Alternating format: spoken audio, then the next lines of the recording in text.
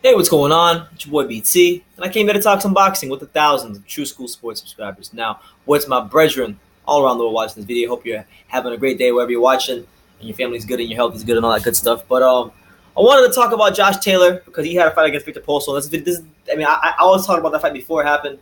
Haven't talked about it since it happened. Had a chance to watch it earlier today on my computer.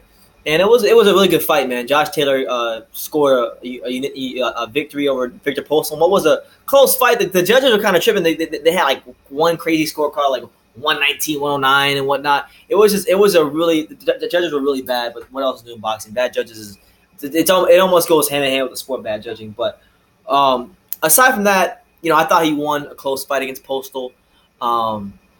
Let's start with Postol, right? So Postol hasn't really been in a big fight since he fought Terrence Crawford. In that fight, he wasn't really able to get off a lot of shots. Terrence Crawford was using a lot more lateral movement than he had shown in any fight previous to that point in his career. In that particular fight, Postol. So Postol, very stiff, very needs to plant his feet to really hit you. Wasn't able to get off a lot of shots, and it was a boring fight. It was a fight that, if I could think back and remember, it was a fight that I was very excited about because, these two guys were the best in the division. I thought Terrence was better than Postol, but Postol, he beat the likes of Lucas Matisse, stopped that boy emphatically. So he had made his claim in the division as, the second best guy in the division behind Crawford. So it was a fight that a lot of us were clamoring for. I remember I interviewed Terrence when I asked him about it, and he was clamoring for it. And he gave the performance, the kind of performance that he would have needed to advance on his career. So shout out to him for that. But Postol hasn't been in a big fight since then. So there was a lot of questions I had before because I didn't watch the fight live. I didn't really read much about the fight after it happened. I just knew Josh Taylor won. So I had a lot of questions as to how Postol actually looked in this fight. And I gotta say, man, Taylor's a different style than Crawford. He does move and box a little more, but he's able to. He stood there more with Postol. So I believe the style meshed a little better with Taylor's than it did with Crawford's. And because of that, I think you saw Postol getting off some real nice shots, right hands to the body, counters. He controlled distance very, very well for spells of that fight. And he looked like a threat. He looked like a genuine threat in that fight.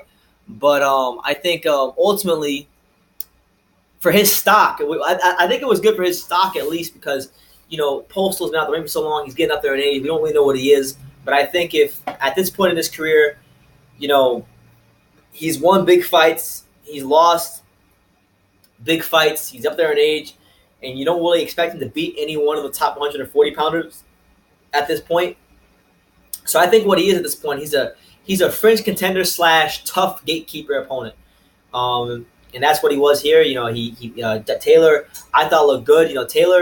Josh Taylor, man, I'm a fan of his skill set, man. I'm a fan of his skill set because, like I said, he's long, rangy, and that's why the fight was also good. That's why his performance was so good because he's fighting another fellow long, rangy fighter. Probably the most long and rangy fighter in the division outside of himself, and he was able to go in there and put in a performance and do a job and get the job done. Ultimately, you saw him controlling distance, winning the battle positioning.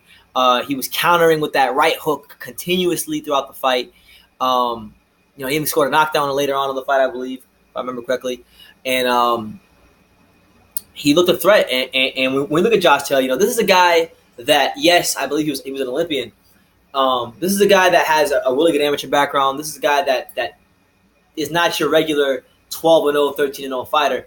And you look at his last 3 fights. I mean, he's putting together quite some nice wins here. He had a good prospect versus prospect fight against O'Hara Davies. He put that O on the line against O'Hara Davies, embarrassed him, stopped him. O'Hara Davies aimed in the same sense. He let promoters and dyed his hair blonde and started a YouTube channel. That's how bad it was for him. So he stopped O'Hara Davies, fought the very tough Miguel Vasquez, who nobody stopped in the division, stopped him, and then he fights Viktor Postol, former world champion with a wealth of experience, with a lot to win should he have beaten Taylor, and he was able to get the job done and win a close fight, closer than it was in the cards.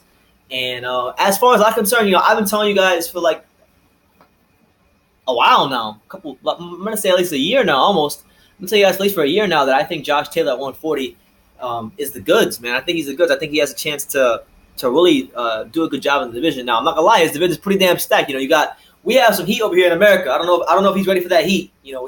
We talking the likes of Ramirez, Jose Ramirez. We're talking the likes of Regis Prograis. Okay, we're talking about guys like that. And then you got to remember there's still guys like Ivan Barancek, Adrian Granados. Those guys are just in the division as well, lying around who are also dangerous as well. So there's names in the division. The division is exciting. The division is going to have a lot of life in it with these next couple of years with all these fighters. You would hope that we get some of these big fights like Prograis versus Ramirez versus Granados, Ramirez versus Taylor, which is supposed to happen because Taylor is now mandatory. And yeah, I'm looking forward to seeing how he does.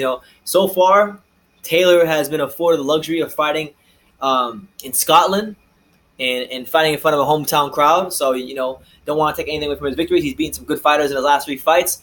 But, it's a whole different ballgame when you go on the road, when you come to America, and not every fighter can handle that. So we'll see how he handles that. But just from a skill set, looking at him, looking at how he's evolved on a fight-by-fight basis, I'm led to believe that this kid has a chance to be a pretty good champion in the 140-pound division. So as for his performance against Postol, I think it was a good, mature, methodical performance where, he was patient. You saw patience. You saw vulnerabilities. You saw mistakes. You saw flashes of brilliance. You saw everything from Josh Taylor.